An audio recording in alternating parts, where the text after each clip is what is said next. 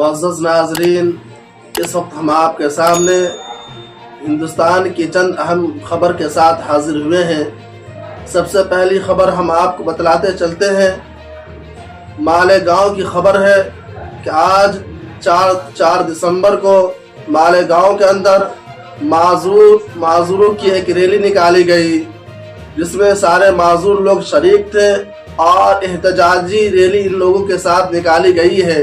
और जिसके सदर मुदस्सिर हुसैन ने कहा है कि हम 12 माजूर लोगों के लिए सरकारी इमदादी की अपील करते हैं, सरकार से मदद तलब करते हैं, लेकिन सरकार और यहाँ सरकारी एजेंसियाँ माजूरों के लिए कुछ नहीं करती है।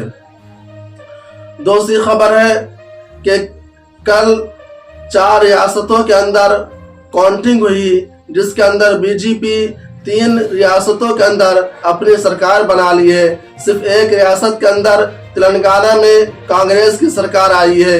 इसी मुनासबत से कांग्रेस के सदर मल्लिकार्जुन खड़गे ने कहा है कि हमने 4 रियासतों के अंदर भरपूर मेहनतें की है और लोगों ने हमें वोट भी दिया है, लेकिन जितनी मेहनत करनी चाहिए और हमें जितने वोट हासिल करनी चाहिए वो नहीं हो पाया है। इसके बावजूद हम 4 रियासतों की आवाम और वोटरों का शुक्रिया अदा करते हैं कि जिन्होंने हमें भी वोट दिया। और उन्होंने ये भी, मल्लिकार्जुन खड़गे ने ये भी कहा कि आइंदा जब असेंबली इलेक्शन होंगे या 2024 का लोकसभा इलेक्शन जो होने वाला है, हम उस इलेक्शन के अंदर पूरी मेहनत और पूरे जोश और खरोश के साथ उतरेंगे और कामयाबी से हमकिनार होंगे। राहुल गांधी ने भी इसी तरीके से एक बयान जारी करते हुए 4 रियासतों के आवाम का शुक्रिया अदा किया है।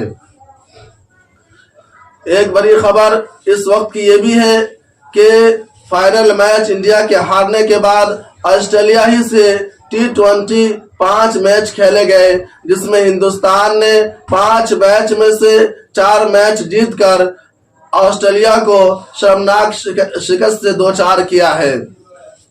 आइए अगली खबर पर हम ध्यान देते हैं। वो खबर ये है कि वज़ीर आज़म नरेंद्र मोदी ने सरमाई इजलास शुरू होने से पहले अपोजिशन को मुखातब करते हुए कहा कि अपोजिशन जो नफरत की सियासत करते हैं, मनफी सियासत करते हैं, प्रोपेगेंडा फैलाते हैं, इन असेंबली इलेक्शन के जो नतायज आए हैं और अपोजिशन को जो शिकस्त हुई है, अपोजिशन को इन शिकस्तों से सबक सीखना चाहिए और मनफी और प्रोपेगेंडा वाले जो है सियासत से दूर रहना चाहिए और एक अच्छी सोच के साथ और मुस्बत सोच के साथ मैदान में उतरना चाहिए और सरमाई इजलास में शिरकत करके हुकूमत और मुल्क के बारे में एकजुट होकर फिक्रमंद होना चाहिए।